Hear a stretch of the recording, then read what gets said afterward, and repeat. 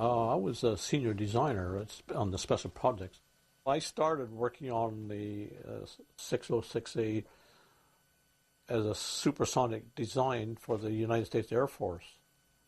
And the design he was after was, in fact, the most coveted designs of all aviation designer, a completely all-enclosing bodied aircraft, a flying disc.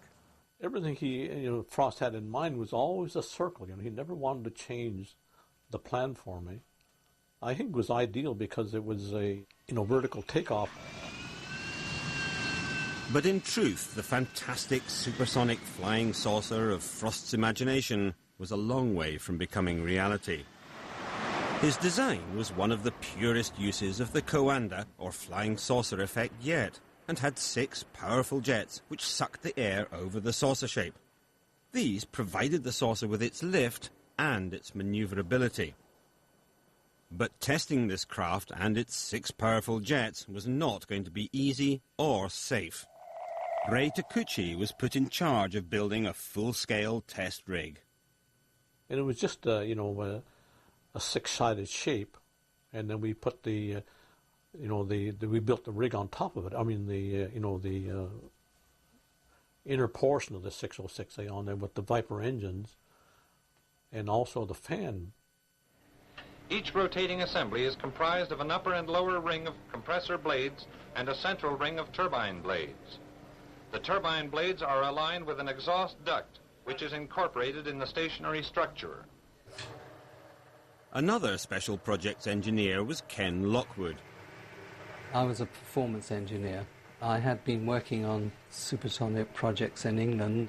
When I went into the first time, I was kind of incredulous at the project. It was so unconventional.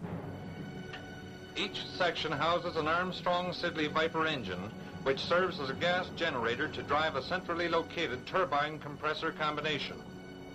It is, in fact, a full-size, full-scale aircraft built into a concrete building to be testing the engines and systems of what will, in fact, be Weapons Systems 606A. The saucers were supposed to have tremendous performance because the engine was huge. It was almost 30 feet in diameter, and it would have produced so much thrust that the aircraft could have taken off straight up and flown at 2,000 to 3,000 miles an hour, according to their estimates. Air enters the compressor, and after passing through the inner wing is discharged through a series of metered apertures. Then came the testing period. What they were trying to do was tie down one of the most powerful supersonic aircraft ever built. It was a daunting task. As a safety precaution during the operation of the rig, the rotor section is enclosed within a steel guard. When John Frost, in fact, has one run away with in fact, full power, the building is cleared in the imminent threat of, in fact, an explosion. Once the fuel cells in the aircraft would blow up, the entire building would, in fact, be destroyed. It was a terrifying moment. The engine was out of control and about to destroy the entire saucer project.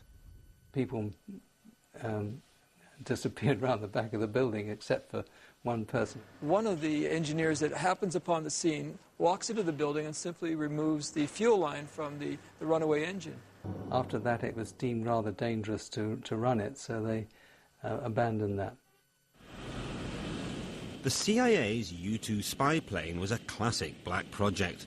It operated in absolute secrecy for over 8 years and would have remained secret to this day had it not been for the dramatic events of 1960, when U-2 pilot Gary Powers was shot down over Russia and then held for 2 years before being traded for a Russian spy.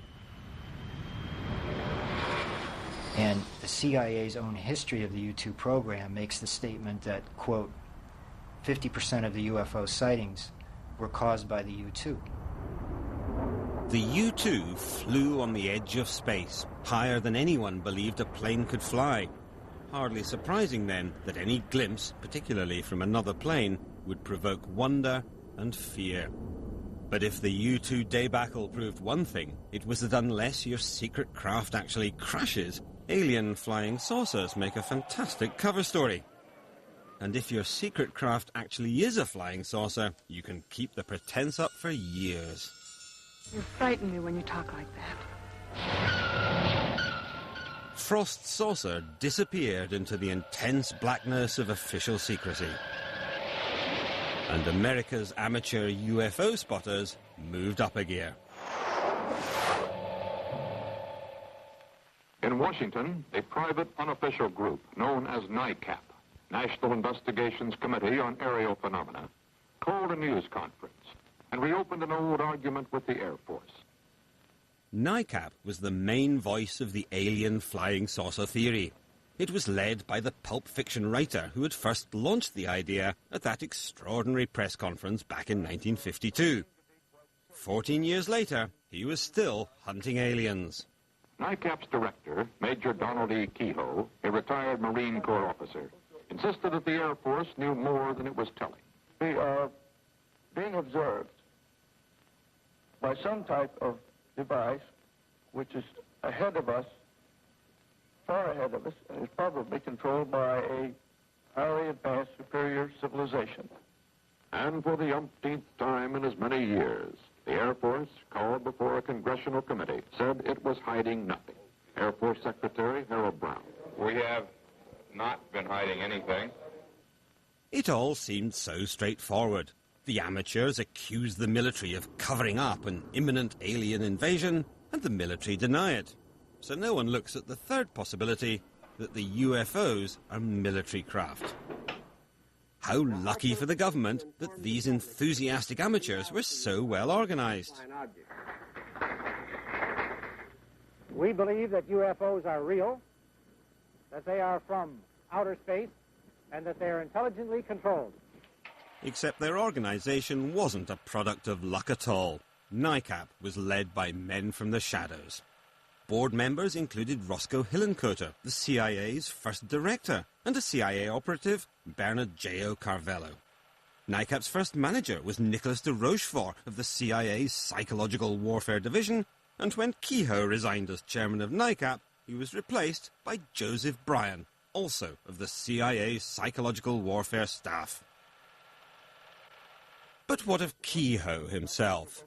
These things were interplanetary spaceships. Was he a genuine believer in alien flying saucers? Or did he have any connection with America's military research into German flying saucer technology? One man who might know was the German saucer engineer Andreas Epp, who'd gone over to the Americans. In an interview recorded in 1997, he came up with a remarkable answer to this question. Do you think the Americans wanted to keep your flying disc secret? From the beginning, from the very beginning. Major Kehoe was at the Pentagon, in the UFO department, and they found out that Germany was building flying discs. But whoever was behind the campaign to propagate the alien myth, it was spectacularly successful. Nowhere more so than in the land of dreams, Hollywood.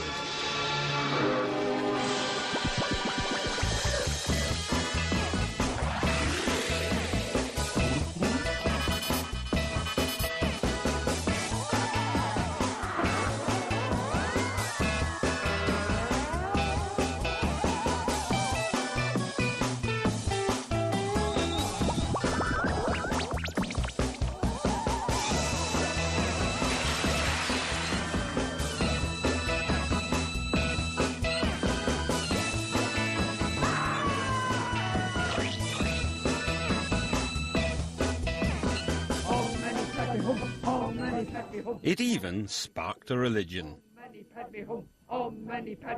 All our information comes through our leader, who is a yogi, who is in direct contact with space intelligences.